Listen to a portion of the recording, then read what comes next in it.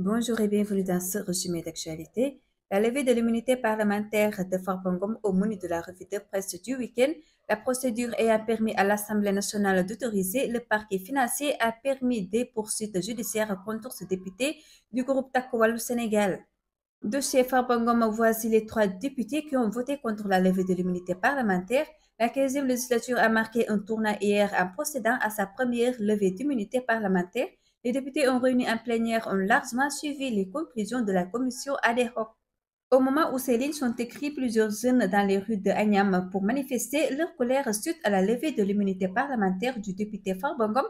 Partout dans les rues de la commune, des pneus sont brûlés par des jeunes qui expriment leur mécontentement envers Ousmane Sonko qui l'ont nommément critiqué.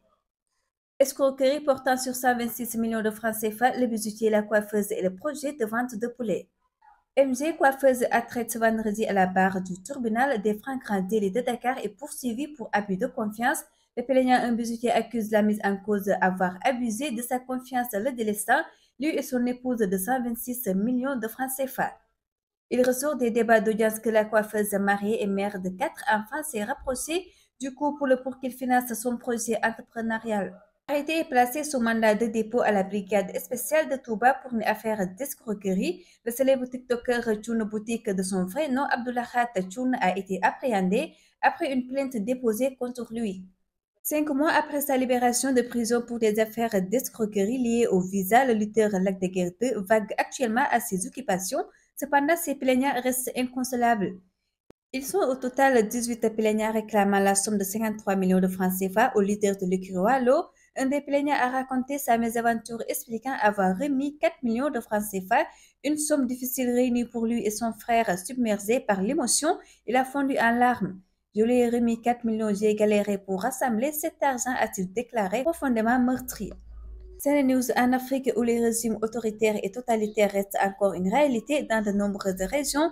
Les citoyens s'organisent pour défendre leurs droits, réaffirment leur citoyenneté et renforcer leurs identités africaines. C'est dans ce contexte que le mouvement Y en a marre, reconnu pour son engagement civique, innove à nouveau avec une initiative ambitieuse Caribou. Dans un contexte de reddition des comptes, le président du mouvement politique Démocratie Maintenant se dit attaché au principe de la redevabilité. La justice doit s'exercer en toute indépendance dans le respect de notre principe, tout aussi fondamental, celui de la présomption d'innocence, du respect des droits de la liberté et de la défense d'entreprendre. Affaire Moustapha Dieng, 5 présumés meurtrières arrêtés par la police de Yeumbeul. Le meurtre de Moustapha Dieng ne sera impuni et pour cause de l'enquête rondement menée par le commissariat d'arrondissement de Yeumbeul a permis d'interpeller 5 mises en cause dont Sey Diamé, W Faye, SM Saré, MT Ndour et Téteu selon les sources de Sénéweb.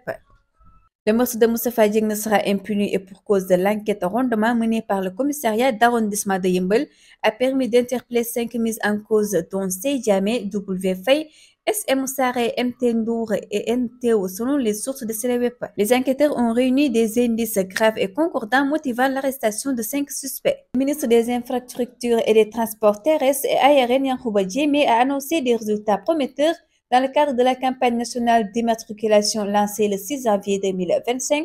D'après lui, plus de 18 000 motos ont été régularisées, un effort qui s'aligne avec l'ensemble des cartes grisées délivrées en 2024. Ndella Madior Diouf, en détention depuis décembre 2023, a bénéficié d'une liberté provisoire pour assister aux funérailles de son père décédé dans la nuit du 22 au 23 janvier à l'âge de 86 ans.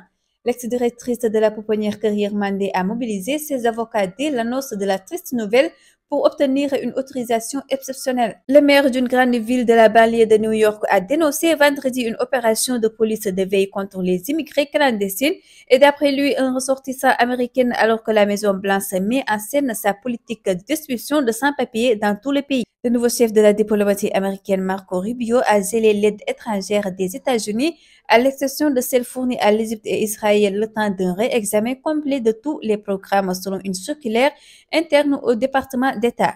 Le Hamas a libéré ce samedi 4 soldats israéliens capturés lors de l'attaque du 7 octobre 2023 dans le cadre de l'accord de cessez-le-feu conclu avec Israël pour mettre fin à la guerre dans la bande de Gaza. C'était tout pour votre résumé d'actualité. Merci, au revoir.